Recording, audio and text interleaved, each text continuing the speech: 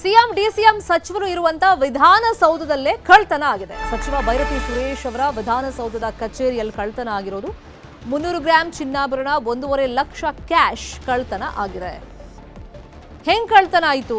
ಕೆಲಸದ ನಿಮಿತ್ತ ಸಚಿವರ ಕಚೇರಿಗೆ ಅಂತ ಹೇಳಿ ನವೀನ್ ಅನ್ನೋ ವ್ಯಕ್ತಿ ಬಂದಿದ್ರು. ಈ ನವೀನ್ ಕಚೇರಿಗೆ ಬರುವಂತ ಸಂದರ್ಭದಲ್ಲಿ ಬ್ಯಾಗ್ನಲ್ಲಿ 300 ಗ್ರಾಂ ಚಿನ್ನಾಭರಣ, ದುಡ್ಡು ಎಲ್ಲ ತಗೊಂಡ್ಬಂದಿದ್ದಾರೆ. ಆ ಕೈ ಚೀಲ ತಂದವರು ಮರ್ತ್ ಬಿಟ್ಟು ಹೋಗಿದ್ದಾರೆ. ಮಾರನೇ ದಿನ ಬಂದು ನನ್ನ ಕೈ ಚೀಲ ಇಲ್ಲಿ ಮಿಸ್ ಆಗಿದೆ, ನಾನು ಬಿಟ್ಟು ಹೋಗಿದೆ ಅಂತ ಹೇಳಿ ಅಲ್ಲಿ ಹುಡುಕಿದ್ದಾರೆ. ಆ ಸಂದರ್ಭದಲ್ಲಿ ಸಿಗಲಿಲ್ಲ, ನಾಪತ್ತೆ ಆಗಿರುತ್ತೆ ಕೈ ಚೀಲ.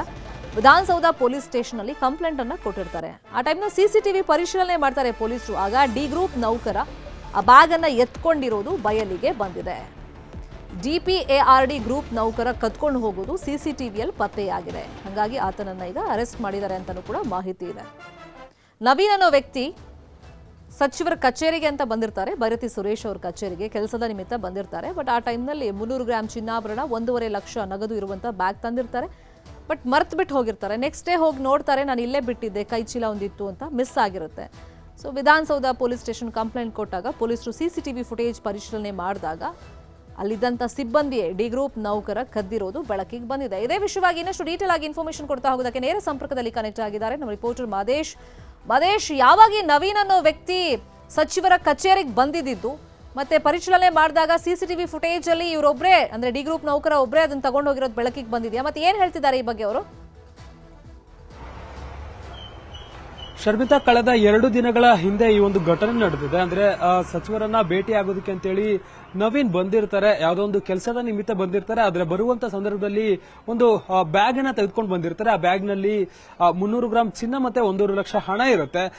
ಇಲ್ಲಿ ಒಂದು ವಿಚಾರ ಗಮನಿಸಬೇಕಂತಂದ್ರೆ, ಅಷ್ಟು ಬ್ಯಾಗ್ ನಲ್ಲಿ ಇದ್ದದನ್ನ ಸೆಕ್ಯೂರಿಟಿಗಳು ಅಲ್ಲಿ ಕರೆಕ್ಟ್ ಆಗಿ ಪರಿಶೀಲನೆ ಮಾಡ್ಲಿಲ್ವಾ ಅನ್ನುವಂತ ಅನುಮಾನ ಇಲ್ಲಿ ಮೂಡುತ್ತೆ. ಯಾಕಂದ್ರೆ ಚಿನ್ನಾಭರಣ ಮತ್ತೆ ಕ್ಯಾಶ್ ಇತ್ತು, ಓಕೆ, ಅದ್ರ ಬದಲು ಬೇರೆ ವ್ಯಕ್ತಿ ಏನಾದ್ರೂ ತೆಗೆದುಕೊಂಡು ಬಂದಿದ್ರೆ ಇಲ್ಲಿ ಯಾವ ರೀತಿ ಇರ್ತಿತ್ತು ಪರಿಸ್ಥಿತಿ ಅನ್ನೋದು ನೆನೆಸ್ಕೊಂಡ್ರೆ ನಿಜಕ್ಕೂ ಕೂಡ ಬೇಸರದ ಸಂಗತಿ. ಅವರು ನೇರವಾಗಿ ಸಚಿವರನ್ನ ಭೇಟಿಯಾಗಿ ಅಲ್ಲಿಯೇ ಆ ಒಂದು ಚೀಲವನ್ನ ಬಿಟ್ಟು ಹೋಗ್ತಾರೆ. ನಂತರ ನೆನಪು ಬಂದ ಕೂಡಲೇ ಅದು ಅಲ್ಲೋಗಿ ನೋಡ್ತಾರೆ, ಅಲ್ಲಿ ಚೀಲ ಇರೋದಿಲ್ಲ. ಹೀಗಾಗಿ ವಿಧಾನಸೌಧ ಪೊಲೀಸರಿಗೆ ಹೋಗಿ ದೂರು ನೀಡುವಂತ ಕೆಲಸವನ್ನು ಮಾಡ್ತಾರೆ. ಪೊಲೀಸರ ತನಿಖೆ ವೇಳೆ ಅಲ್ಲಿ DPRA ವಿಭಾಗದ ಡಿ ಗ್ರೂಪ್ನ ನೌಕರರಾದಂತ ಆಂಟೋನಿ ಎಂಬಾತ ಆ ಒಂದು ಚೀಲವನ್ನ ಕದ್ದಿದ್ದಾನೆ ಅಂತೇಳಿ ಗೊತ್ತಾಗುತ್ತೆ. ಸಿಸಿಟಿವಿ ಫುಟೇಜ್ ಅನ್ನ ಪರಿಶೀಲನೆ ಮಾಡಿದಂತ ಸಂದರ್ಭದಲ್ಲಿ ಆತ ಯಾರು ಕದ್ದಿದ್ದಾನಲ್ಲ ಆತನನ್ನ ಅರೆಸ್ಟ್ ಮಾಡುವಂತ ಕೆಲಸವನ್ನು ಮಾಡಿದ್ದಾರೆ. ಆಂಟೋನಿ ಎಂಬಾತನನ್ನ ಅರೆಸ್ಟ್ ಮಾಡಿ ಈಗ ವಿಚಾರಣೆ ಮಾಡುವಂತ ಕೆಲಸವನ್ನು ಮಾಡ್ತಿದ್ದಾರೆ. ಆತನ ಬಗ್ಗೆ ಒಂದಷ್ಟು ತನಿಖೆ ಮಾಡುವಂತ ಕೆಲಸವನ್ನು ಕೂಡ ಮಾಡಲಾಗ್ತಿದೆ, ಆತನ ಆಕ್ಟಿವಿಟೀಸ್ ಬಗ್ಗೆ.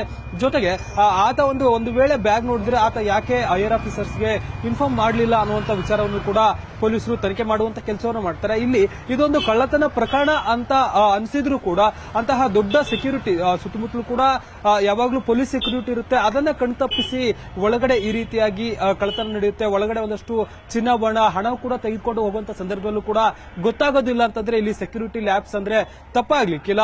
ಸಾಕಷ್ಟು ಜನ MLAಗಳು, MPಗಳು ಇರ್ತಾರೆ, ಜೊತೆಗೆ CM ಇರ್ತಾರೆ, ಸಚಿವರು ಇರ್ತಾರೆ. ಅವರಿಗೆ ಸಾಕಷ್ಟು ಬಂದೋಬಸ್ತ್ ಇರುತ್ತೆ. ಹೊರಗಡೆ ಪ್ರತಿಯೊಬ್ಬರನ್ನು ಕೂಡ ಚೆಕ್ ಮಾಡಿ ಬಿಡ್ತೀವಿ ಅಂತ ಹೇಳ್ತಾರೆ. ಮೆಟಲ್ ಡಿಟೆಕ್ಟರ್ ಇರುತ್ತೆ.